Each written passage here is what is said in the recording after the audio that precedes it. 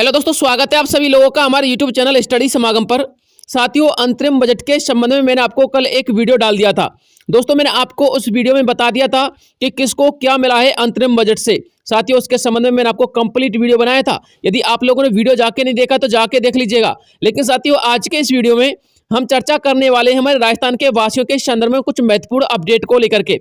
जी हाँ दोस्तों, आपको बताना चाहूंगा राजस्थान के लिए दोस्तों कुछ मुख्य घोषणा की गई हैं। साथियों, वो मुख्य घोषणाएं और कुछ योजनाएं कौन कौन सी हैं जिनका लाभ हमारे राजस्थान के वासी ले सकते हैं। दोस्तों, आज के इस वीडियो में किसान कर्ज को लेकर के और साथ में पेंशन अभिवृद्धि को लेकर के कि जो पेंशन के 1500 रुपए हैं दोस्तों, वो आप लोग किस प्रकार से करवा सकते हो, और जो 150 रुपए वृद्धि पेंशन में की गई है वो आप लोग किस प्रकार से बढ़वा सकते हो, आपकी पेंशन वृद्धि कैसे होगी, सम्मान निधि को लेकर के और पेट्रोल डीजल को लेकर के कुछ महत्वपूर्ण अपडेट निकल के सामने आ रही है। दोस्तों, वीडियो को अंत तक देखिएगा, वीडियो बेहद इंपॉर्टेंट होने वाला है, इसलिए साथियों वीडियो को बिना स्किप किए देखना है। तो चलिए साथियों, वीडियो को शुरू करते हैं। सबसे पहले दोस्तों, हम पेंशन अभिवृद्धि के संबंध में चर्चा करते हैं। साथियों, आपको बताना चाहूंगा भाजपा सरकार ने चुनावी घोषणा पत्र में जो वायदे किए थे उन सभी वायदों को अब पूरा करने का काम हमारे भजनलाल शर्मा जी ने शुरू कर दिया है। जी हाँ साथियों, सबसे पहले चर्चा कर लीजिएगा पेंशन अभिवृद्धि के संबंध में। तो दोस्तों, आपको पता होना चाहिए, हालांकि 31 जनवरी 2024 के दिन विधानसभा में भजनलाल शर्मा जी ने सामाजिक सुरक्षा पेंशन में अभिवृद्धि की घोषणा की थी, जो कि अप्रैल के माह में लागू हो जाएगी। इसके अलावा सामाजिक सुरक्षा पेंशन का जो लोग लाभ उठा रहे हैं, जो लाभार्थी हैं, उन सभी लाभार्थियों के लिए 150 रुपए पेंशन की अभिवृद्धि की गई है। अर्थात 1000 रुपए के स्थान पर उनको 1150 रुपए पेंशन लाभार्थियों के लिए वितरित किए जाएंगे। लेकिन जानकारी के लिए आपको बता दें, जो लाभार्थी सामाजिक सुरक्षा पेंशन में 75 वर्ष से ऊपर हो चुका है, यानी कि जिसकी उम्र 75 वर्ष से ऊपर हो चुकी है, और जो विधवा पेंशन का लाभ उठा रहे हैं या फिर विकलांग पेंशन का लाभ उठा रहे हैं, उनकी पेंशन अभिवृद्धि 1500 रुपए की जाएगी। जी हाँ साथियों, आप लोग की 150 रुपए तो अभिवृद्धि की जाएगी, लेकिन साथियों इसी के साथ साथ प्लस में आपको 1500 रुपए भी मिलेंगे। अब साथियों, संपूर्ण डिटेल देख लीजिएगा, पूरा माजरा है क्या। साथियों, आपको पता होना चाहिए 16 से 50 रुपए की जो है पेंशन आपको दी जाएगी, क्योंकि साथियों 150 रुपए तो आप लोग के लिए वृद्धि के अनुसार आएंगे, और दोस्तों 1500 रुपए का आप लोग की पेंशन वृद्धि के संबंध में नियम होता है। तो मैं आपको वो संपूर्ण डिटेल बता दूंगा, थोड़ा सा इंतजार कीजिएगा। और इसके अलावा साथियों, जो लाभार्थी वृद्धा पेंशन का लाभ उठा रहे हैं, यदि उनकी उम्र 85 के प्लस में हो चुकी है तो उनकी पेंशन भी 1500 रुपए की जाएगी, तथा 150 रुपए ऐलान के उसमें जोड़ दिए जाएंगे, और उनको भी लगभग 1650 रुपए का लाभ दिया जाएगा। जी हाँ साथियों, आपको पता होना चाहिए, जब आप लोग पेंशन बनवाते हो ना, तो साथियों उसके नियम के अनुसार साफ साफ लिखा हुआ होता है, जो कोई भी 75 वर्ष से ऊपर होगा उस लाभार्थी के लिए 1500 रुपए की पेंशन दी जाएगी। आपको इसमें साफ दिखाई नहीं दे रहा होगा दोस्तों, मैं इसका लिंक वीडियो के डिस्क्रिप्शन बॉक्स में डाल दूंगा, आप लोग इस पीडीएफ को वहां से क्लिक करके पढ़ लेना। दोस्तों, आपको बताना चाहूंगा, जब आप लोग के लिए 500 रुपए की पेंशन दी जाती थी, तो साथियों जो 85 वर्ष से ऊपर या फिर 75 वर्ष से ऊपर के जो लाभार्थी होते थे, उनको 500 के स्थान पर 1000 रुपए की पेंशन मिलती थी। इसी प्रकार से साथियों, आप लोग की जब पेंशन 1000 रुपए की गई थी, तो साथियों उन नियमों में भी परिवर्तन हुआ था। तो साथियों 75 वर्ष या फिर 85 वर्ष के ऊपर के जो कैंडिडेट हैं, उनके लिए 1000 के स्थान पर 1500 रुपए दिए जाएंगे। लेकिन साथियों इसी के साथ साथ जो वृद्धि वर्तमान में की जा रही है 150 रुपए की, तो साथियों इसको भी उसमें ऐड कर दिया जाएगा, यानी कि लगभग 1650 रुपए जो है पेंशन आप लोगों के लिए दी जाएगी। दोस्तों, जानकारी के लिए आपको बता दें, पूर्व गहलोत सरकार ने जब पेंशन में अभिवृद्धि की थी तो उस समय ये सारे नियम लागू कर दिए थे। इसके अलावा जिन लाभार्थियों की पेंशन अभिवृद्धि 150 रुपए बढ़ाकर के 1150 रुपए की गई है, उनकी पेंशन 1500 रुपए की जाने की घोषणा है, लेकिन यह एक चरणबद्ध तरीके से पूर्ण की जाएगी। अर्थात आने वाले समय में 1500 रुपए होने की संभावना है। जी साथियों, आपको यह भी पता होना चाहिए, जो आप लोग की अभी वर्तमान में 150 रुपए की गई है ना साथियों, वो आप लोग की अभी प्रथम चरण में की गई है। साथियों, अगले चरण में आप लोग के 150 से लेकर के 200 रुपए और बढ़ाए जाएंगे, यानी कि टोटल 300 रुपए की वृद्धि हो जाएगी। तो साथियों तीसरा जो चरण बचेगा उसमें आप लोग के 150 रुपए और बढ़ा दिए जाएंगे, यानी कि कुल मिलाकर के जो आप लोग की वृद्धि वो 500 रुपए हो जाएगी। और साथियों, जो आप लोग को पेंशन मिलती थी वो 1000 रुपए मिलती थी, 500 उसमें दोस्तों जोड़ दिए जाएंगे, लगभग 1500 रुपए की आप लोग की वृद्धि हो जाएगी।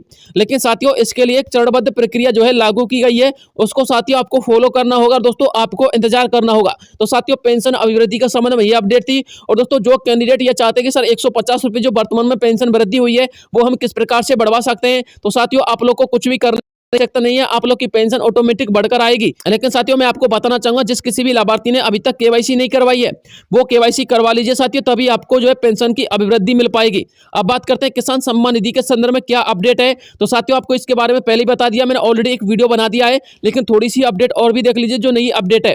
दोस्तों, मुख्यमंत्री भजनलाल शर्मा ने प्रधानमंत्री किसान सम्मान निधि योजना की राशि को बढ़ाकर के 8000 रुपए कर देने की घोषणा की है, जो आने वाली किस्त में जोड़कर सभी के लिए वितरित कर दिया जाएंगे। यानी कि जो आप लोग की फरवरी की किस्त आएगी जाएगी उसमें साथियों आप लोग की जो है राशि बढ़कर आएगी। इसके अलावा जानकारी के लिए आपको बता दें, सम्मान निधि की राशि 12,000 रुपए कर देने की शपथ पत्र में घोषणा की गई थी, लेकिन इसके प्रथम चरण में 2,000 रुपए की वृद्धि हुई है। यह राशि 3 चरणों में बढ़ाई जाएगी तथा 12,000 रुपए कर दी जाएगी, लेकिन इसके लिए अभी समस्त किसान भाइयों को इंतजार करना होगा। जी हाँ साथियों, क्योंकि आपको पता होना चाहिए पहले चरण में 2,000 रुपए बढ़ाई गई है, दूसरे चरण में फिर 2,000 रुपए बढ़ाई जाएगी, तीसरे चरण में फिर से 2,000 रुपए बढ़ाई जाएगी। लेकिन साथियों मैं आपको बताना चाहूंगा, अभी वर्तमान में लोकसभा चुनाव चल रहे हैं, इसलिए आप लोगों की जो प्रथम चरण की राशि वो 2,000 रुपए कर दी गई है। लेकिन साथियों लोकसभा चुनाव होने के बाद आप लोग की राशि 2,000 रुपए की जाएगी या फिर नहीं की जाएगी साथियों, इसकी कोई गारंटी हमारी बजल्ला सरकार ने नहीं दी है। लेकिन साथियों आपको कुछ ना मिलने से तो अच्छा है कि आपको कुछ तो मिल गया, क्योंकि साथियों आपको जानकारी के लिए बता दें, पूरे देश के सभी किसान सम्मान निधि की राशि को लेकर के आंदोलन कर रहे हैं, क्योंकि किसान सम्मान निधि की राशि सिर्फ राजस्थान के किसानों के लिए ही बढ़ाई गई है, जो कि एक राज्य स्तरीय योजना के तहत बढ़ाई गई है, जबकि केंद्रीय योजना के तहत किसान सम्मान निधि में कोई भी परिवर्तन नहीं हुआ है। जबकि प्रधानमंत्री नरेंद्र मोदी ने किसान सम्मान निधि की राशि को पूरे देश के किसान भाइयों की 12,000 रुपए कर देने की घोषणा की थी साथियों, उन्होंने गारंटी दी थी। लेकिन दोस्तों 1 फरवरी के अंतरिम बजट में किसान सम्मान निधि की राशि को लेकर के भी कोई अपडेट नहीं आई थी, जो 1 फरवरी का अंतरिम बजट था। अब बात करते हैं साथियों किसान कर्ज माफी को लेकर के। तो दोस्तों देखिए किसान कर्ज माफी को लेकर के क्या अपडेट निकल के सामने आ रहा है। साथियों आपको बताना चाहूंगा, संपूर्ण देश के किसानों को अंतरिम बजट का बेसब्री से इंतजार था, क्योंकि उन सभी किसानों की आंखें किसान कर्ज माफी विधेयक को लेकर के टकटकी लगा करके अंतरिम बजट की तरफ देख रही थी। लेकिन अंतरिम बजट के ऐलान के बाद सभी किसानों के लिए निराशा के अलावा कुछ हाथ नहीं लगा। हालांकि कुछ योजना ऐसी जो किसानों के हित में चलाई गई हैं, उनका विवरण बजट में देखने को मिला था, लेकिन किसान कर्ज माफी के संदर्भ में एक शब्द भी बजट के अंतर्गत नहीं था।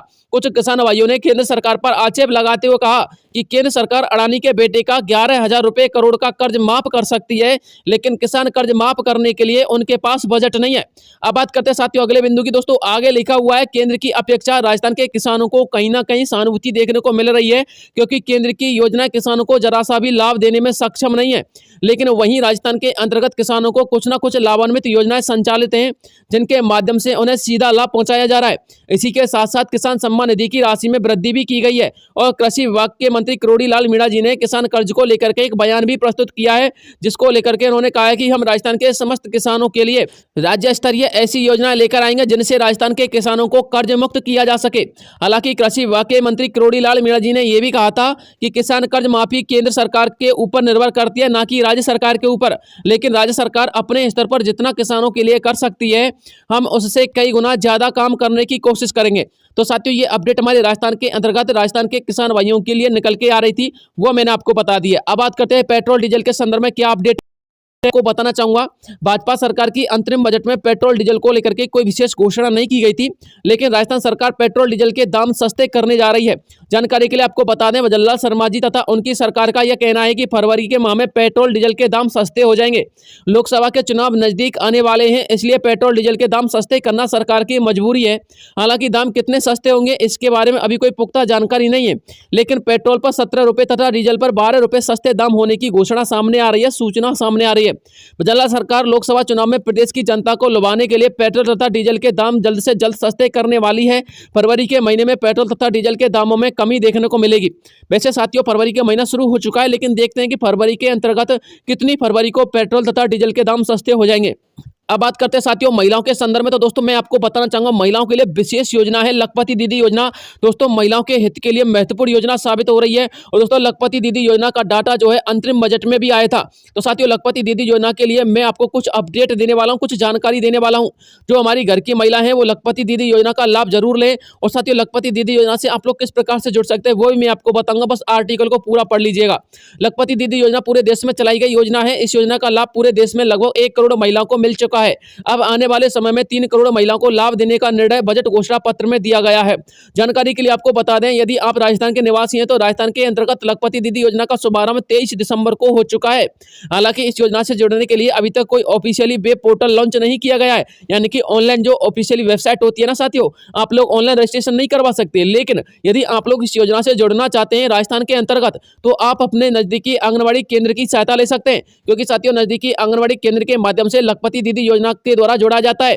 लखपति दीदी योजना में राजस्थान के अंतर्गत गांव की 6 लाख महिलाओं को रोजगार दिया जाएगा तथा उन्हें कौशल प्रशिक्षण दिया जाएगा। यह योजना उन महिलाओं के लिए ही लागू होगी जो महिलाएं पहले से कोई ना कोई काम जानती हैं, जैसे कि सिलाई करना, दरिया बनाना, मिट्टी के खिलौने बनाना। या फिर चटाई बनाना इत्यादि काम यदि महिला जानती है तो उसको इस योजना का लाभ मिलेगा। यदि आपकी घर की महिला किसी भी प्रकार का काम नहीं जानती है तो आप उन्हें किसी भी एक विशेष क्षेत्र में प्रशिक्षण दे सकते हैं, यानी कि आप उन्हें काम सिखा सकते हैं, जैसे कि सिलाई करना सिखा दिया या फिर खिलौने बनाना सिखा दिया, चटाई बनाना सिखा दिया। इस प्रकार के काम आप लोग सिखा सकते हैं और उसके बाद आप लोग उन्हें सरकारी योजना से जोड़ सकते हैं। और सरकारी योजना के तहत राजस्थान सरकार आपके घर की महिला को इस क्षेत्र में और अधिक कौशल प्रशिक्षण प्रदान करेगी। इसके अलावा यदि महिला पढ़ी लिखी है तो उसके लिए भी इस योजना में लाभ मिलेगा। इस योजना में पढ़ी लिखी महिला के लिए एक लिमिटेड कंपनी में रोजगार के अवसर देखने को मिलेंगे। इस योजना के तहत कौशल प्रशिक्षण के साथ साथ रोजगार मिलेगा तथा रोजगार के साथ साथ 10 लाख रुपए तक का लोन भी सरकार उस महिला को मुहैया कराएगी जो महिला इस योजना से जुड़ी हुई है। साथियों, बताना चाहूंगा यह लोन एक सस्ती ब्याज दर पर आप लोगों के लिए मिलेगा। अब बात करते हैं साथियों अगली अपडेट की। दोस्तों, अगली अपडेट जल विभाग के संबंध में निकल के आ रही है। साथियों, अगली अपडेट है जल विभाग की भर्तियों को लेकर के तथा जल विभाग के दिशा निर्देशों को लेकर के। तो साथियों, आपको बताना चाहूंगा राजस्थान के मुख्य सचिव ने WRD के अधिकारियों को हाल में ही बैठक आयोजित की है। इसके अंतर्गत सभी अधिकारियों को जल संसाधन विभाग में अटकी हुई भर्तियां तथा रिक्त भर्तियों के संदर्भ में मामले को जल्द सुलझाने के दिशा निर्देश दिए हैं। CS महोदय ने विभाग के अधिकारियों को निर्देशित करते हुए कहा है कि एक ऐसा सिस्टम तैयार कीजिए जिससे जल विभाग अपना काम समय पर कर सके। साथ में जितनी भी भर्तियां अटकी हुई है जल विभाग के अंतर्गत जो जल विभाग के दायरे में आती हैं तथा जितनी भी रिक्त पद हैं उन्हें सभी का डाटा जल्द से जल्द तैयार कीजिए और इन भर्तियों को पूर्ण करवाने की तैयारी कीजिए। साथ में रिक्त पदों को भी भरने की आवश्यकता है। अर्थात दोस्तों, एक शब्द में कहना चाहें तो जो बेरोजगार युवा हैं उनके लिए जल संसाधन विभाग के अंतर्गत रोजगार के अवसर मिलने वाले हैं, वो भी राजस्थान के अंतर्गत। अब बात करते हैं साथियों अगले बिंदु की। आगे लिखा हुआ है, इसके अतिरिक्त मुख्य सचिव ने विभाग को निर्देशित करते हुए कहा है कि किसानों से संवाद किया जाए, यानी कि जो किसान जल विभाग की योजना का लाभ ले रहे हैं उनसे संवाद किया जाए, उनसे बातचीत की जाए कि उनको कहां पर समस्या आ रही है और यदि उन किसानों को समस्या आ रही है तो उनकी समस्या का निर्धारण किया जाए। साथ में उनके लिए जितनी भी जल विभाग की संसाधन की योजना है सभी योजनाओं का लाभ दिया जाए, एक भी योजना से उनको वंचित न रखा जाए। तो साथियों, ऐसे निर्देश हमारे CS ने दिए। किसने साथियों? मुख्य सचिव सुधांशु पंत ने दिए। तो दोस्तों, ये अपडेट निकल के सामने आ रही थी जो मुझे आप लोगों तक पहुंचानी थी। इसके अलावा साथियों, आपको बताना चाहूंगा वन विभाग के अधिकारियों की भी अभी समीक्षा बैठक आयोजित की गई है। साथियों, वन विभाग के अंतर्गत भी आप लोगों के लिए वैकेंसियों का पिटारा खुलने वाला है जो हमारे बेरोजगार युवा है उनके लिए। तो दोस्तों, अब देखते हैं कब तक आप लोग की वैकेंसी के संबंध में अपडेट निकल के आता है और कब तक साथियों किसान भाइयों के संदर्भ में और हमारे पेंशन अभिवृद्धि के संबंध में नया अपडेट निकल के आता है। तो दोस्तों, फिलहाल के तौर पर यही अपडेट थी जो मुझे आप लोगों तक पहुंचानी थी। यदि इसके अलावा कोई नया अपडेट आएगा तो मैं आपको तुरंत वीडियो प्रोवाइड करवा दूंगा। इसके लिए आपको हमारे चैनल को सब्सक्राइब कर लेना है, वीडियो को लाइक करके अपने दोस्तों के साथ शेयर कर देना है। मिलता हूँ साथियों आपसे नेक्स्ट किसी अन्य वीडियो में, तब तक के लिए जय हिंद जय भारत।